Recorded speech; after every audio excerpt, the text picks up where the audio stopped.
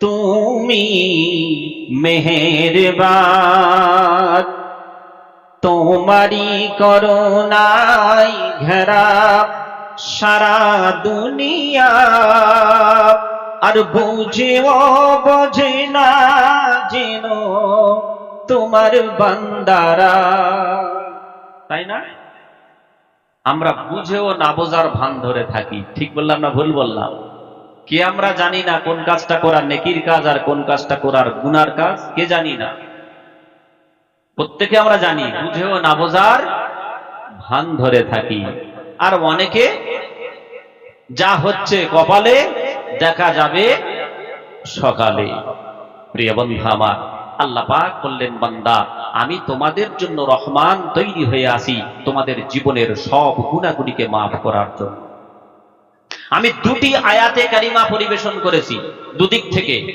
একটা হচ্ছে সূরাতুল আলাক 30 পারা, প্রথম দুটি আয়াত পড়েছি। আর একদিকে পড়েছি সূরা আল ইমরানের 32-32 নম্বর আয়াত। দুটি সাবজেক্ট দুদিকে আলাদা। আমি দুটি সাবজেক্ট নিয়ে সংক্ষিপ্ত কথা বলবো। আসেন, প্রথম পড়েছি সূরাতুল আলাক। সূরাতুল আলাকের যে কথাটা পড়েছি, আল্লাহ পাক বলছেন, ইকরা বিসমি রাব্বিকাল্লাযী খালাক। ইকরা শব্দের বাংলা অর্থ হলো পড়া। কি বললাম?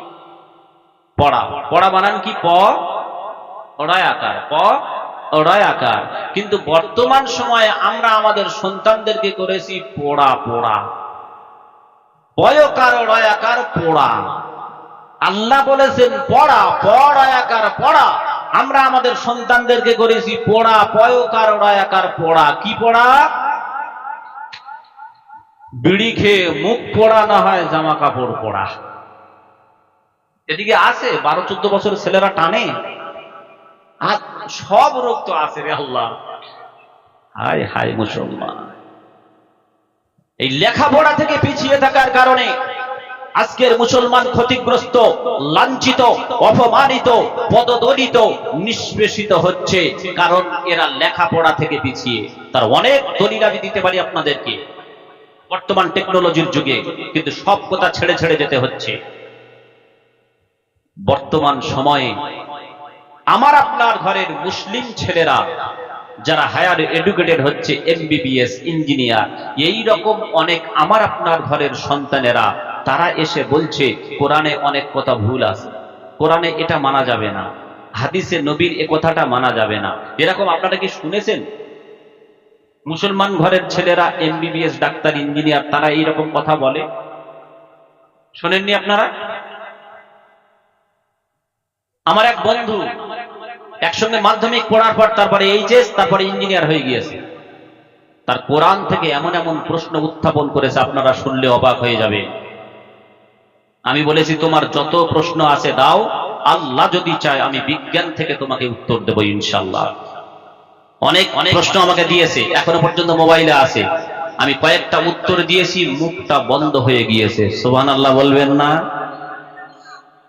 এমন প্রশ্ন করছে, আপনাদের মতো শিক্ষিত মানুষরা শুনলে অবাক যে হ্যাঁ, তো কোরআনে এইরকম আয়াত আছে, এর উত্তর কি হতে পারে? তাহলে কি ভুল?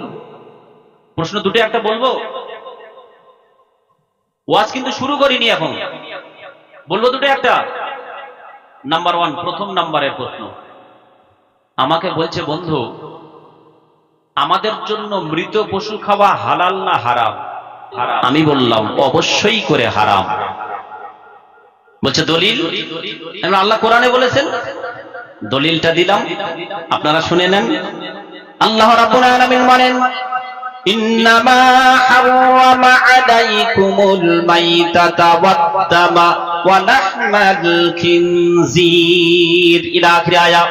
কোরআন শরীফের পারা নাম্বার 2, সূরার নাম সূরাতুল বাকারা, আয়াত নাম্বার 173।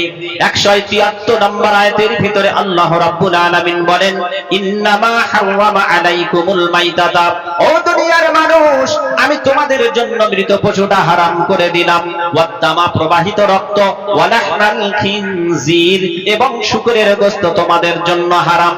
যাক, তিনটে বিষয় আমার আলোচ্য বিষয় নয়, আমি দলিল দিতে চাইলাম মৃত পশু আমার আপনার জন্য হালাল না হারাম। দলিল দিলাম। আমাকে প্রশ্ন করছে, সেই প্রশ্নটা ঘুরিয়ে আপনাদেরকে করছি। আচ্ছা বলেন, যখন কোন জীব যেটা আমাদের জন্য খাওয়া হালাল, গরু, ছাগল, উট, দুম্বা, ভেড়া, স্বাভাবিকভাবে ইন্তেকাল করে মারা যায়, আল্লাহর হুকুমে মরে না বিনা হুকুমে মরে? তাড়াতাড়ি বলে। আল্লাহর হুকুমে। আমি উত্তর দিলাম তাই।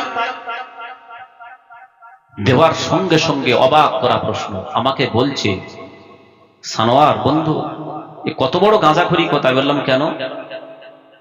বলছে স্বাভাবিকভাবে যে পশুটা মারা যায় তোমাদের আল্লাহর হুকুমে মরে, তাহলে তোমাদের আল্লাহর হুকুমে যে পশুটা মরছে ওইটা তোমাদের জন্য খাওয়া হারাম, আর তোমরা জ্যান্ত পশুর গলা কেটে মেরে তারপরে খাবে ওইটা তোমাদের জন্য হালাল, হারাম। বুঝতে পারছেন কথাটা? যে আল্লাহর হুকুমে যেটা মরছে ওইটা তোমাদের জন্য হারাম, আর তোমরা নিজেরা কেটে মেরে খাবে ওইটা তোমাদের জন্য হালাল। প্রশ্নটা কি যৌক্তিক না অযৌক্তিক? যুক্তিসঙ্গত নয়। কোরআন হাদিস মানে না, বিজ্ঞান থেকে কি উত্তর দেবে? উত্তর শুনবে?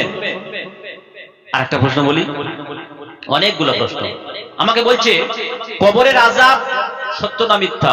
আমি বললাম বারহাক সত্য। বলছে দলিল? কোরআন। আল্লাহ রাব্বুল আলামিন বলেন, সানুআযিবুহুম মাররাতাইনি সুম্মা ইউরাদ্দুনা ইলা আযাবিন আযীম। জোরে বলেন আল্লাহু আকবার। কোরআন শরীফের পারা নাম্বার 11, সূরার নাম সূরাতুত তাওবা, আয়াত নাম্বার 101। 101 নাম্বার আয়াতের ভিতরে আল্লাহ রাব্বুল আলামিন বলেন, সানুআযিবুহুম মাররাতাইন। সিন এখানে আরবি গ্রামাটিক্যাল অনুযায়ী আনকারিব, অতি সন্নিকটে। নুআযিবুহুম মাররাতাইন, ও বান্দা শুনে নাও, আমি আল্লাহ তোমাদেরকে বারংবার আযাবের মধ্যে গ্রেফতার করব। সুম্মা ইউরাদ্দুনা ইলা আযাবিন আযীম, অতঃপর তোমাদেরকে মহা আযাবের দিকে ঠেলে নিয়ে যাব। সব মুফাসসিরিনে কেরাম একমত। আমি যতগুলো তাফসীর পড়েছি বন্ধু আমার, সকল মুফাসসিরিনে কেরাম বলছেন এখানে প্রথমে যে আযাবের কথাটা বলা হয়েছে এটাই হলো কবরের আযাব। কবরের আযাব বারহাক সত্য, হ্যাঁ কি না? দলিল দিলাম।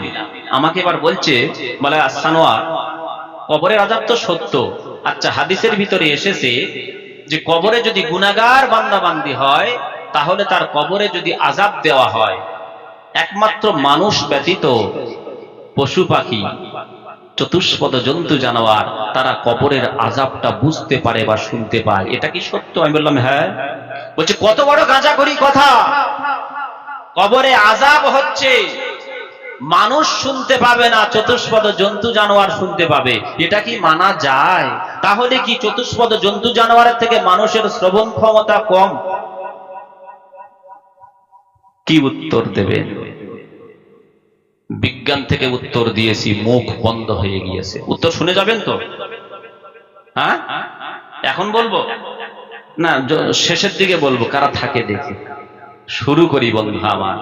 এই জন্য আপনাদেরকে বললাম, সন্তানদেরকে আপনি হায়ার এডুকেটেড করান, উকিল, ইঞ্জিনিয়ার, মাস্টার, ব্যারিস্টার যা কিছু করান, কিন্তু সেই সাথে সাথে কোরআন ওয়ালা ইঞ্জিনিয়ার করান, কোরআন ওয়ালা এমবিবিএস করান। আমি আপনাদেরকে বলিনি যে মাওলানা, মুফতি, হাফেজ, কারি হতে হবে।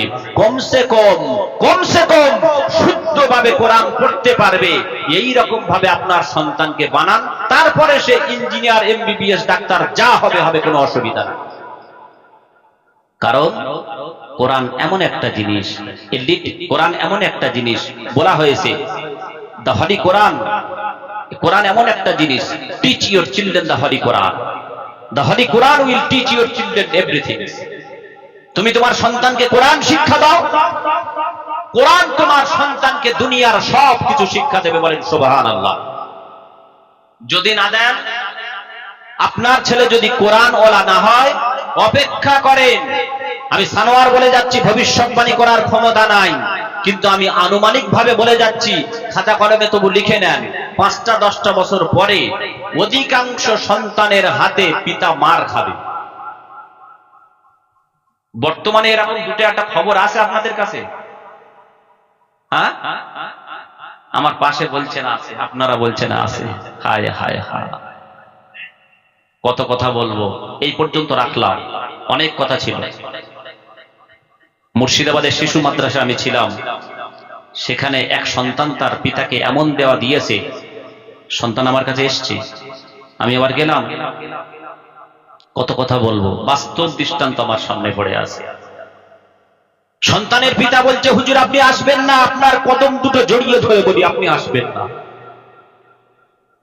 আমি যে সন্তানের মুখে এত ভালো ভালো খাবার তুলে দিয়েছি, নিজের মাথা থেকে পা পর্যন্ত আপাত মস্তক ঘাম ঝরিয়েছি সন্তানদের মুখে একটু ভালো খাবার তুলে দেওয়ার জন্য। হুজুর আমি কখনো ভালো জামা কাপড় ব্যবহার করি না, জুতা ছিঁড়ে গিয়েছে তারপরেও আমি সেলাই করে জুতা ব্যবহার করেছি সন্তানদের একটু ভালো রাখার জন্য। আর আপনি সেই সন্তানের সাথে আমার কাছে আসছেন আমাকে অনুরোধ করার জন্য, আপনার কদম দুটো জড়িয়ে ধরে আপনি আসবেন না। সন্তানের পিতা কাঁদছে আর চোখ দিয়ে পানি আসছে, টপ টপ করে কথা বলছে, আমার চোখ দিয়ে পানি বইতে লাগলো, আমি আর থামতে পারলাম না। আমি সান্ত্বনা দিলাম, সান্ত্বনা দেওয়ার পর ঠান্ডা করে দিলাম। কিছুদিন পর সন্তানের পিতার সঙ্গে দেখা, তখন আমি তাকে বললাম, সেদিন আমি আপনাকে কিছু বলি নাই আপনার সন্তানের সামনে, কিন্তু আমি সানোয়ার মনে করি আপনার সন্তানের হাতে আপনি যে মার খেয়েছেন এর জন্য দায়ী আপনি 90%। ঠিক বললাম না ভুল বললাম? কারণ আপনি আপনার সন্তানকে করেছেন মদ বাবা, না হয় গাঁজা বাবা। এই গাঁজা পার্টি এদিকে আছে, হায় হায়। তা আপনি যদি আপনার সন্তানকে মদ বাবা বা গাঁজা বাবা করেন, তাহলে যে পিতা তার সন্তানকে আল্লাহকে চেনায়নি, ওই সন্তান তার পিতাকে কেমন করে চিনতে পারে? ঠিক বললাম না ভুল বললাম? দায়িত্ব ছিল পিতার আল্লাহকে চেনানো, আপনি তো আল্লাহকে চেনাননি, তা ওই সন্তানের হাতে মার খেতে হবে না? আচ্ছা, একটা গাছ শুয়ে পড়েছে, আপনাদের যে ঝড় বৃষ্টি হয় প্রচুর হয় জানি, মাঝে মাঝে গাছ একটা শুয়ে পড়েছে, আপনি ছেড়ে দিয়েছেন, শুয়ে শুয়ে এইরকম মোটা হয়ে গেছে। এইবার বছর 20 পরে বাপ বেটা দুজনে মিলে ঠেলছে, এই ওঠ ওঠ, গাছটা তুলতে পারবেন? পারবেন না। তা আপনার সন্তানকে আপনি তো কোরআন শিক্ষা দেননি, ছোট থেকে ছেড়ে দিয়েছেন, ও মদ বাবা না হয় গাঁজা বাবা হয়ে গেছে। তা আপনার সন্তান ওই শুয়ে শুয়ে মোটা হয়ে গেছে, এখন আর কি হবে? ঠেলে তুলতে পারবেন? কথা কি কষ্ট লাগছে? ওয়াজ চলবে নাকি ঘুরিয়ে দেব? চলবে চলবে। আহা মুসলমান, এই সাবজেক্ট এইখানে স্টপ করলাম, কারণ আমার মাকসাদ, আমার উদ্দেশ্য অন্যদিকে যাব। সন্তানদেরকে কমসে কম ইঞ্জিনিয়ার, ব্যারিস্টার, উকিল, মাস্টার, ডাক্তার যা করেন, অন্তত কমসে কম সহি শুদ্ধ ভাবে কোরআনটা অন্তত শেখাবো, মক্তব থেকে হোক মাদ্রাসা থেকে হোক, ইনশাআল্লাহ। যে সন্তানকে কোরআন শেখাবে তার পিতা সহি শুদ্ধ ভাবে, আর কিছু না হলে ও সন্তান তার পিতার গায়ে হাত তুলবে না, কোরআন ওলা সন্তান পিতার গায়ে হাত তুলবে না। আসেন নাম্বার 2, দ্বিতীয় আয়াতটা রেখেছিলাম। আমার আল্লাহকে জিজ্ঞাসা করি, আল্লাহ তুমি বলো, ওয়াজ আমল এক জায়গায় করব, তুমি বলেছো হায়াত আর মউতের মাঝখানে একটু ভালো কাজ করে এসো। আচ্ছা আল্লাহ তুমি বলো, কাজ তো করব নিজের ইচ্ছা মতো। আল্লাহ বলছেন না, নিজের ইচ্ছা মতো যদি কোনো কাজ করো আমি কবুল করব না। কি করতে হবে? বলছে একটা রসুল দিয়েছি, একটা গাইড বুক দিয়েছি কোরআন, ওই কোরআন এবং রসুলকে তোমরা অনুসরণ করো। আল্লাহ কি লাভ হবে? আল্লাহ বলছেন, বান্দা তোমাদের জন্য জীবনের সব গুনাহগুলিকে মাফ করে দেব, আমি আল্লাহ তোমাদেরকে ভালোবাসবো। জোরে হবে। যদি বলেন হুজুর আল্লাহ বলেছেন, দলিল, দলিল হলো কোরআন। আল্লাহ রাব্বুল আলামিন বলেন, কুল ইন কুনতুম তুহিব্বুনাল্লাহা ফাত্তাবিউনি ইউহিব্বুকুমুল্লাহ ওয়া ইয়াগফির লাকুম যুনুবাকুম ওয়াল্লাহু গফুরুর রহিম।